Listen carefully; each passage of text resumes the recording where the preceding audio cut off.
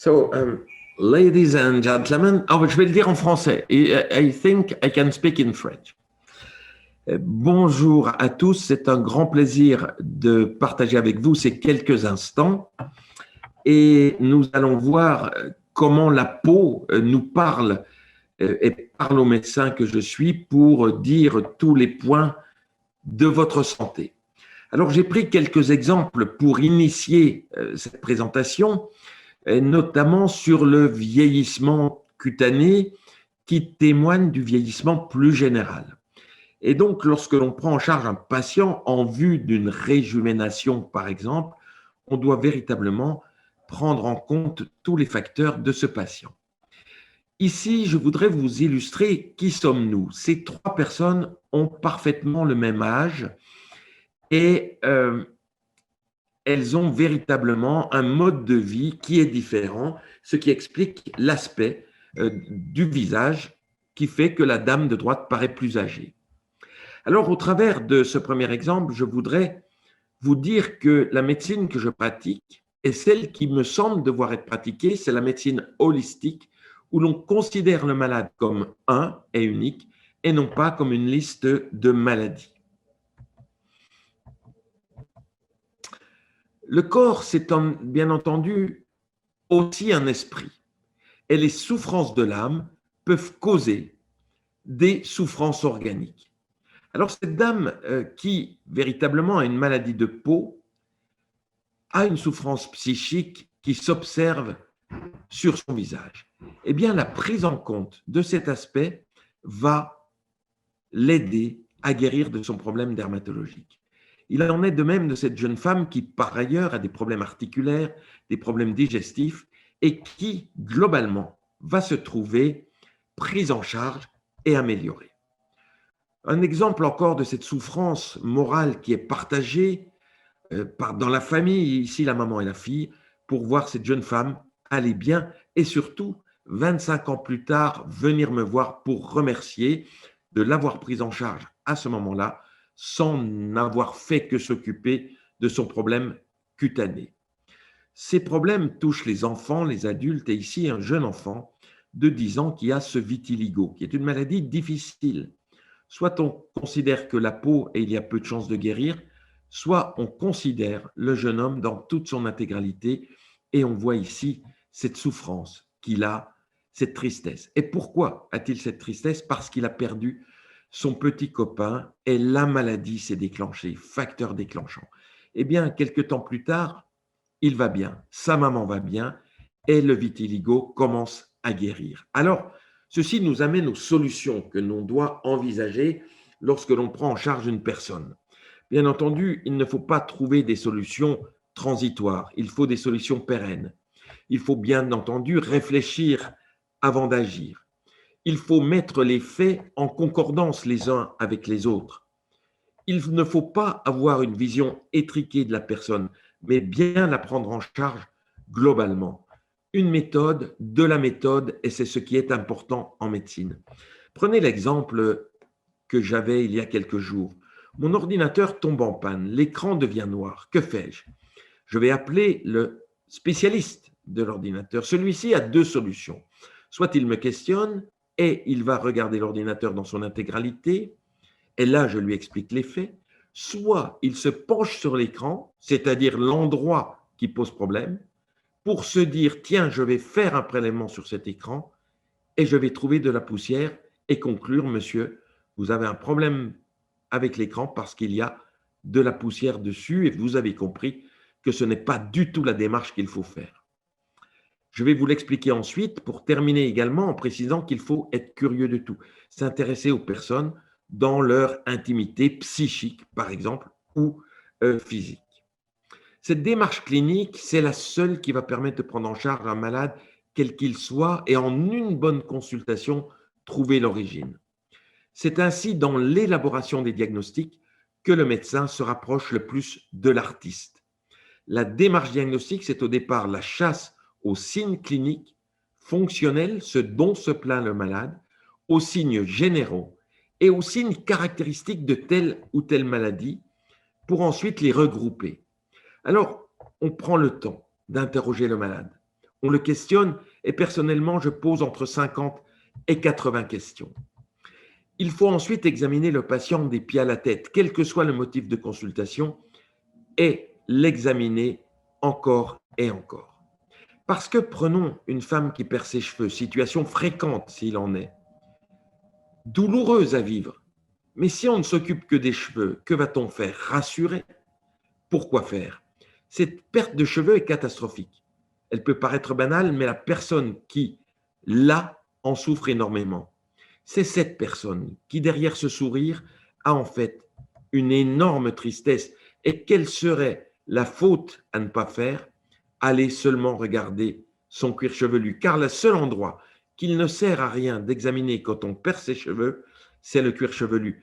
Car en effet, cette personne a une terrible détresse, comme vous avez certainement pas pu le voir précédemment. Il faut s'y intéresser. Alors, cette médecine, cette prise en charge médicale qu'on appelle holistique va aussi être utile en médecine esthétique, car derrière les signes de la peau qui montrent l'âge, il y a aussi des symptômes de médecine interne. Regardez, cette femme perd ses cheveux. Eh bien, en fait, elle a non pas une maladie du cuir chevelu à proprement parler, et le seul endroit qui ne sert à rien d'examiner est en effet le cuir chevelu, mais elle a, au niveau de la cheville, cette strie hémorragique qui me permet de conclure, après quelques questions, à la maladie de Crohn. Cette femme perd ses cheveux pour une maladie de Crohn. Ce petit bébé a un eczéma extrêmement sévère. Il ne dort plus la nuit. Les parents ne dorment plus. Les parents sont sur le point de se séparer. Va-t-on seulement donner des crèmes hydratantes ou des corticoïdes? Certes non. On va regarder le carnet de santé, voir cette anomalie de croissance. On va regarder tout ce qui s'est passé, bronchite, otite, énormément de choses qui a priori ne sont pas liées et pourtant à la peau. Eh bien, pourquoi faut-il s'intéresser à cela? Parce que si on regarde seulement un endroit de quelque chose, on va se tromper aussi grossièrement que cette photo nous le montre ici. Si on vous montre la peau, que vous regardez l'endroit de la peau, vous allez ignorer l'ensemble de la personne. Et c'est pour éviter ces écueils que je vous montre tout cela. Eh bien, ce bébé, revenons-y, va guérir, non pas tout de suite, mais en un mois. Regardez cette guérison sans corticoïdes, sans crème, juste en prenant en compte les facteurs internes. Il a pris du poids, il est beaucoup plus éveillé, il va beaucoup mieux qu'il y a un mois.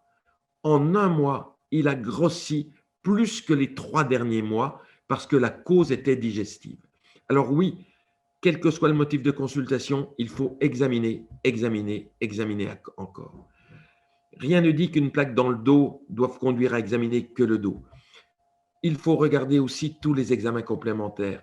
Et bien sûr, lorsque les personnes me font l'honneur et le plaisir de venir me voir parce qu'elles ont vu mon nom dans un magazine, je me dois, en revanche, de leur prêter cette grande attention, regarder leurs examens complémentaires avec précision, pour découvrir des faits que les médecins traitants n'ont pas certainement vus.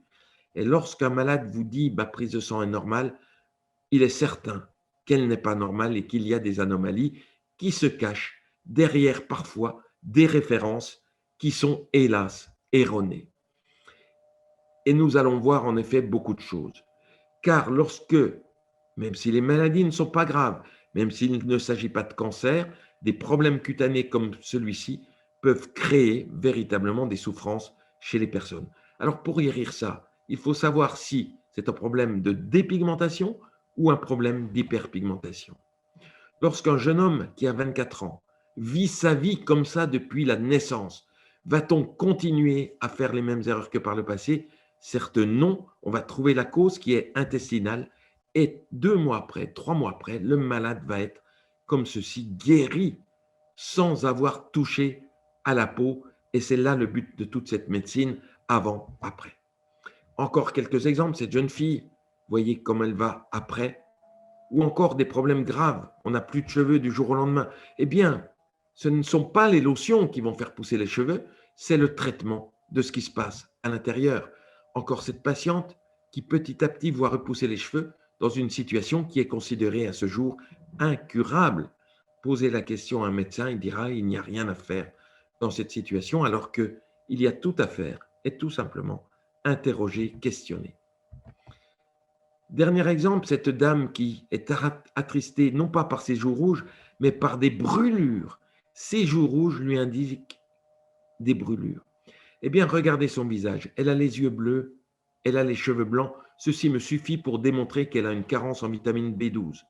Mais aussi, pour lui redonner le sourire, pour faire disparaître ses brûlures, il a fallu que je voie qu'elle avait une maladie de Parkinson et que je traite la maladie de Parkinson. Hélas, puisqu'elle n'avait pas de tremblement, mais une maladie de Parkinson à forme hypertonique, son médecin a arrêté le traitement, elle a rechuté, elle est retombée avec ses douleurs très du visage. Alors, cette médecine holistique, je l'ai racontée dans cet ouvrage 40 histoires avec les exemples que j'ai également cités, si bien que mon éditeur a voulu me qualifier de Dr House français. Dans le second livre que j'ai écrit pour le grand public, je suis allé plus loin pour voir ce qu'il y avait derrière la peau pour pouvoir vous enseigner aux lecteurs ce que la peau nous indique. Et puis, certains journalistes m'ont fait le grand honneur de faire quelques discours sur moi-même. Alors, les disciplines médicales, et ça sera le but véritablement, la cible de ce que nous voulons faire, les disciplines médicales sont établies dans un monde moderne en relation avec les organes. En France, en Europe, ce n'est pas le cas dans d'autres pays. On a la cardiologie, on a la gastroentérologie, et on a aussi des disciplines transversales qui se fondent sur des mécanismes comme l'allergologie. Or, la spécialité qui s'intègre dans tout ce monde, c'est véritablement la dermatologie. Mais la dermatologie qui s'intègre, ce que les Anglais appellent the global dermatology, qui nécessite dans sa définition, dans sa conception, dans son enseignement, dans sa mise en pratique, de connaître énormément d'autres maladies, d'où la spécialité de médecine interne. Bien sûr, nous aurons toujours besoin d'un chirurgien cardiaque pour réparer une valve, mais dans l'étape diagnostique qui aboutiront au diagnostic de valvulopathie, il faut les outils du dermatologue, les outils de l'interniste. Et cette spécialité qui est la peau, soit on la pratique en s'occupant de la peau et on va laisser de côté les pelades, on va laisser de côté les eczémas aussi sévères soient-ils, on va laisser de côté les sensations de brûlure de la peau, soit on la pratique avec un malade en face de toi, en face de soi, qui est un malade fait de différents organes qui doivent s'articuler les uns aux autres. Ainsi, le rôle du dermatologue, avec un grand D, je dirais, est véritablement de faire un diagnostic positif, différentiel, et un diagnostic des causes des symptômes et des maladies. C'est pourquoi la dermatologie a toujours été la fille aînée de cette discipline majestueuse qu'est la médecine interne, et deux disciplines que j'ai le plaisir de pratiquer. D'ailleurs, les autorités de santé nous prônent l'intérêt des dépistages, mais ne disent pas aux médecins comment le pratiquer. Le dépistage, ça se pratique non pas seulement en regardant le taux de cholestérol, mais en voyant si le malade a des douleurs articulaires, voir s'il a des fonctions de la vue qui est abaissée, etc., etc. Donc, le dermatologue interniste a un rôle privilégié dans la prise en charge des malades, quels que soient leurs symptômes. Et c'est pourquoi je rêve d'une structure de soins qui dispose, au travers d'une seule spécialité, dermatologie, endocrinologie, les capacités de prendre en charge des malades qui ont des problèmes hormonaux, nutritionnels, métaboliques, cardiaques, gastro-entérologiques. Il faut les outils qui sont la bouche pour poser les questions, les yeux pour regarder et les mains pour examiner. Alors, si je dois vendre mes atouts, je dois dire que je suis spécialiste en dermatologie, en médecine interne. Je suis également spécialiste en allergologie, en immunologie clinique. Également, j'ai validé cette spécialité très intéressante qui est l'hormonologie, l'endocrinologie avec les maladies métaboliques et le diabète. Ce qui fait que si j'y ajoute mon doctorat de sciences en pharmacologie cutanée, j'ai tout ce qu'il faut pour faire un diagnostic à partir des symptômes et concevoir le traitement en fonction des capacités que le malade a d'absorber ou de ne pas absorber les médicaments. Donc, une discipline parmi d'autres pour une prise en charge globale du malade. C'est une recherche clinique dans l'intérêt du malade pour trouver à travers la peau ou à travers la biologie des dysfonctionnements des organes internes. Ça va permettre une prise en charge initiale et un suivi. Et pour tout cela, il faut une coopération et une organisation optimale. Ainsi, le projet de soins, de prise en charge des gens en bonne santé ou malades, mais le malade n'est qu'une personne en bonne santé qui ignore qu'il est lui-même porteur de maladie, c'est pourquoi il est toujours possible de découvrir les petits dysfonctionnements ou les dysfonctionnements plus importants que toute personne a. Ce projet de soins, c'est la dermatologie globale, intégrative, pour intégrer le malade lui-même et le faire participer à sa prise en charge avec les façons, les méthodes que je vous ai expliquées. Pour que ce soit pérenne, il faut former des collègues, il faut former des jeunes médecins, faire du compagnonnage. Et vous voyez au travers de cet exposé quel plaisir j'ai à vous expliciter tout cela, le même plaisir que j'aurai à le faire à des collègues.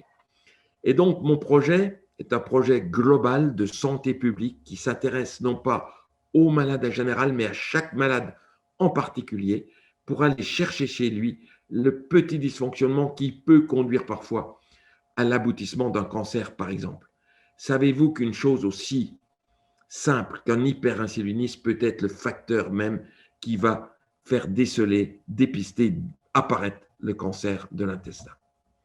Cette médecine intégrative globale, je lui ai donné un nom. C'est une médecine au service du malade. C'est cette vraie médecine qui le prend en charge dans toutes ses propres particularités qui sont les siennes. Alors j'ai regardé.